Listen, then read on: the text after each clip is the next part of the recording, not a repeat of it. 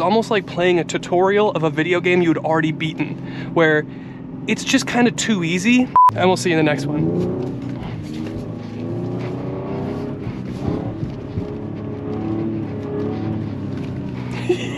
Welcome to Downshift. My name is Matt, and I have spent the last week with the most exciting mid-size truck that you can buy. This is Ford's Ranger Raptor. It's the first time we've had one of these in the United States, and it is very fun. So I'm going to walk you through the 16 things that you need to know about the Ranger Raptor. Let's get into it.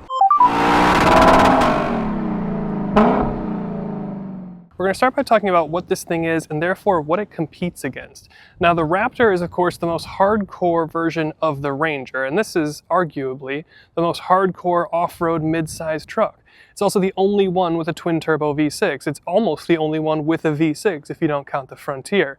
It only comes in one body style. You can get the crew cab configuration with the short box only, which means it competes against things like the Toyota Tacoma TRD Pros and Trailhunter that we were in last year, Colorado ZR2 also in last year, and the Canyon AT4X from GMC that we were also in last year. So we have some good frame of reference as we walk through this truck. But what's new for 2025? Well, last year, 2024, was the first time that we got the Raptor version of the Ranger. They had had it in Europe for a few years, but it was just like a diesel 4-cylinder, I believe.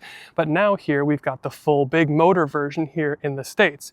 But for 2025, not much has changed, just two new color options. And when it comes to the engine, like we mentioned, we get the big engine. This is the same engine actually that we had in the Bronco Raptor the other week. 3-liter twin turbocharged EcoBoost V6. 405 horsepower and 430 pound-feet of torque.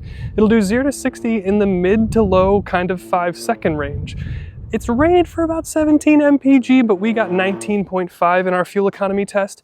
Our test does kind of flatter cars a little bit, but the problem is I was seeing under 300 miles of range on a full tank. Now, pretty close, but that is something we dinged the Tacoma Trailhunter for. But to be fair, that was a 4-cylinder turbo hybrid, and this is a big 3-liter V6 with turbochargers, so I guess it's a little bit more passable in the Ranger Raptor here. But when it comes to the drivetrain, power goes through a 10-speed automatic transmission to a 4x4 system, as you would expect. 4-wheel drive is standard for the Raptor, but you can have it for auto setting, which is not something that you have in the Tacoma. In the Tacoma, it's a part-time 4x4, but here you can leave it in 4 auto and let the truck decide when it needs to send power to the front.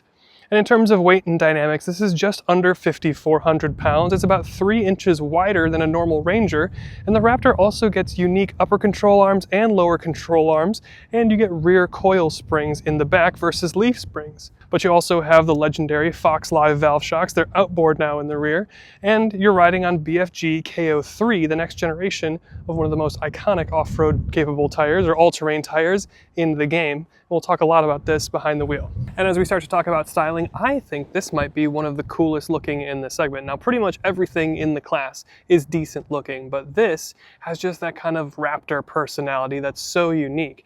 Obviously, you have the big Ford Raptor grille up front, but you don't have amber running lights and you don't have amber marker lights.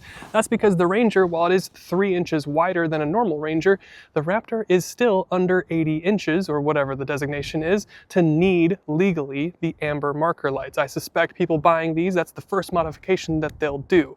But you still have LED fogs down below, you've got some front recovery hooks, and some skid plating underneath for protection.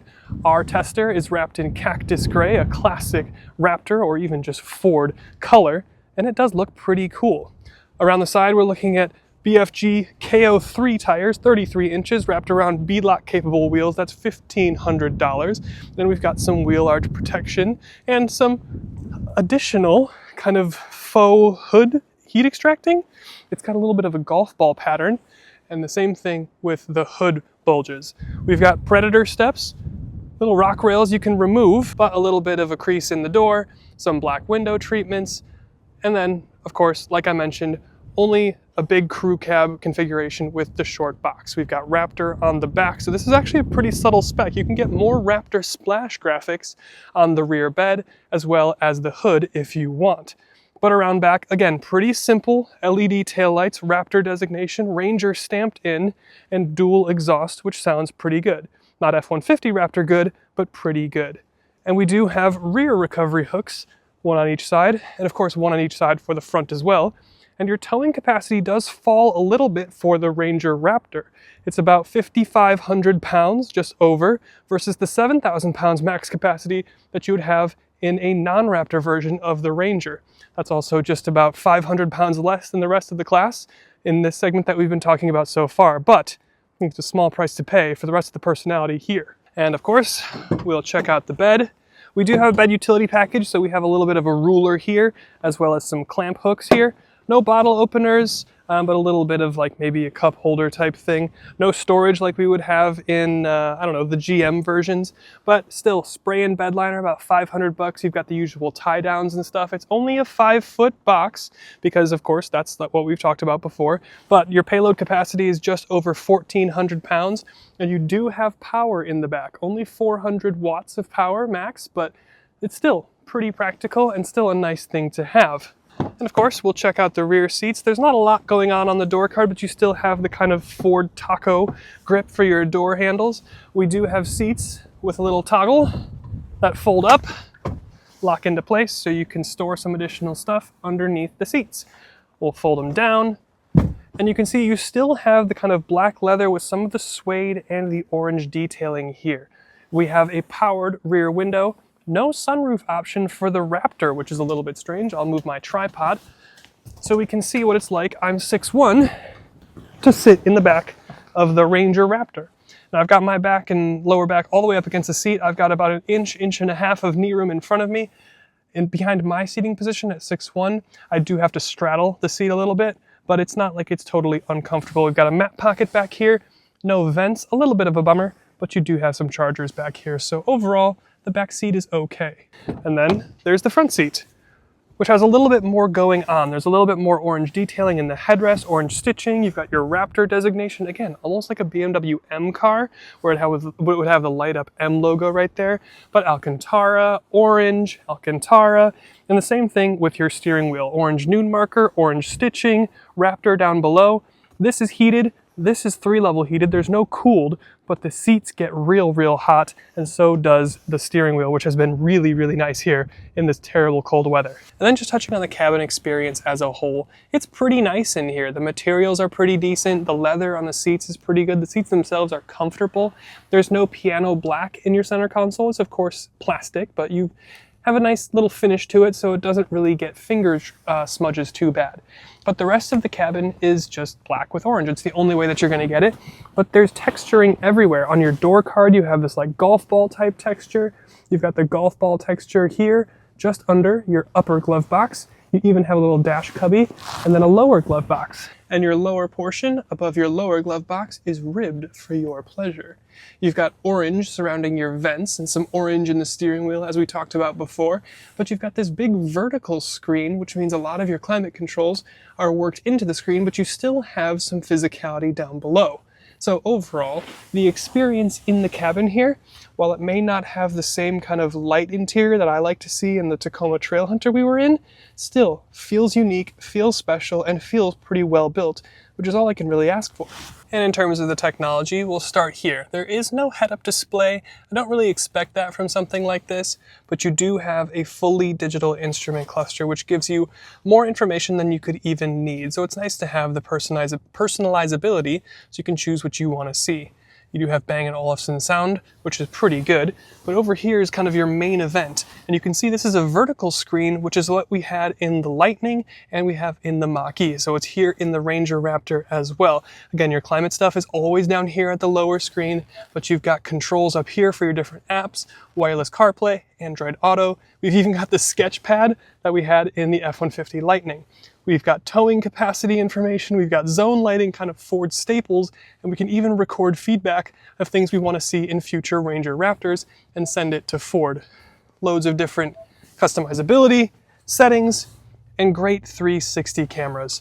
And one of the things that I think is kind of cool is you've got this little button here with all of these little terrain icons. You press that, and your front camera comes up, and eventually, down below, yep, here it is, your differential controls come up. So front and rear locking diff, trail control, you can turn off parking sensors, and it all works pretty well. Hey guys, real quick, Matt here. Just wanted to say I hope you've been enjoying the video. If you have, would really appreciate you hitting that subscribe button. I know it doesn't seem like a big deal, but it does go a long way in helping us get access to cars sooner and get access to manufacturer engineers so we can get more information on the cars and get you more information so you can make better decisions. So would really appreciate you hitting that subscribe, like, comment, the whole YouTube thing. But with that, let's get back to the video. All right, we are in the Ranger Raptor. We are in off-road mode, 4 high. We've got our front cameras on. We've got this little button here with all these little indications of things, and that kind of pulls up your off-road menu, which is just kind of nice. So we can see our diffs, we can see trail control, parking sensors. We'll turn that off. But let's make some fresh tracks here at Road America and their off-road course. I really like off-roading in the snow.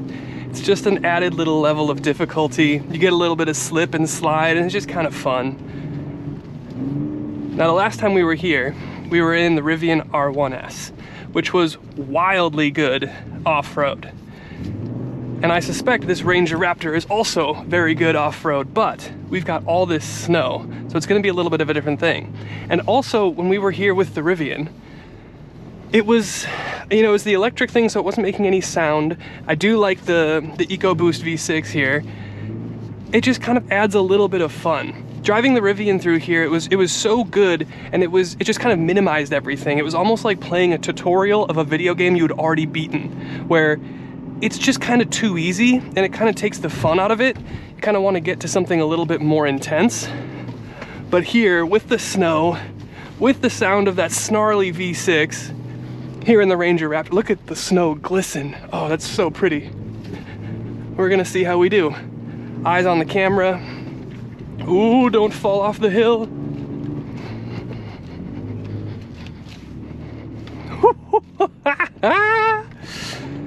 This is cool, man. This is very cool. What a fun thing. Now, this Ranger Raptor, we're not gonna do hill number 2 because I think we will bottom out. We'll probably bottom out on that one too, but the snow is just pretty deep and that one's pretty narrow. So any little misjudgment and I could send this thing off the hill. And, you know, this isn't my truck, so I'd like to keep my relationship with Ford positive. So maybe we won't send their Ranger Raptor off a cliff today.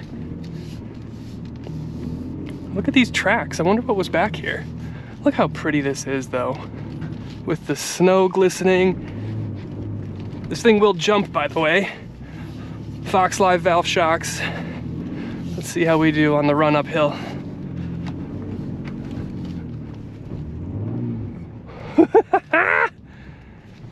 This is cool. I know this is a 23-degree departure or decline.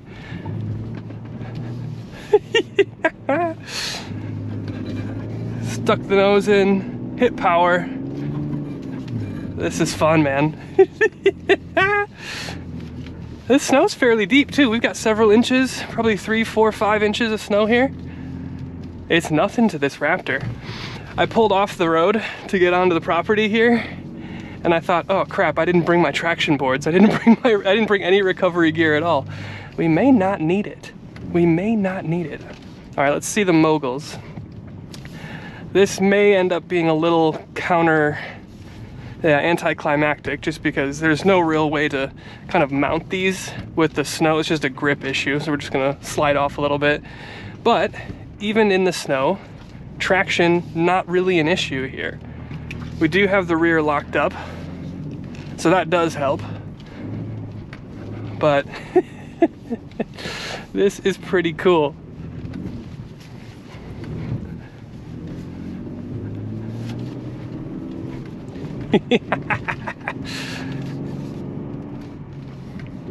I'm not really worried about anything underneath. We do have skid plates, we've got rock rails with the oh, there's a lot of steering input.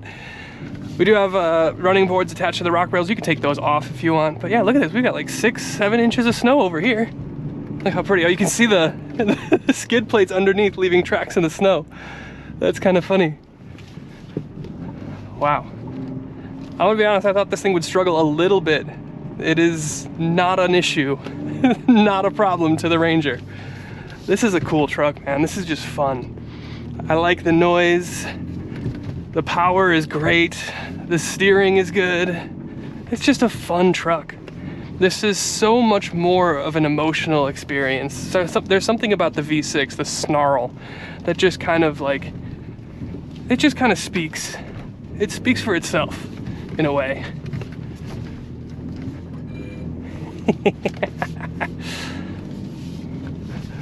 What a fun truck. Yeah, get that rear going. There we go. Let's do this one again. It looks like we didn't even bottom out here. Nice, nice. Oh, we did definitely at the top here. This is cool, man. This is very fun. Awesome. Well, thank you to Ford for letting us have a go in your Ranger Raptor. Really, really fun. Always have a great time in the Raptor products. And thank you to Road America for letting us put it around your very snowy and very picturesque off-road course. And thank you to you for watching. And we'll see you in the next one.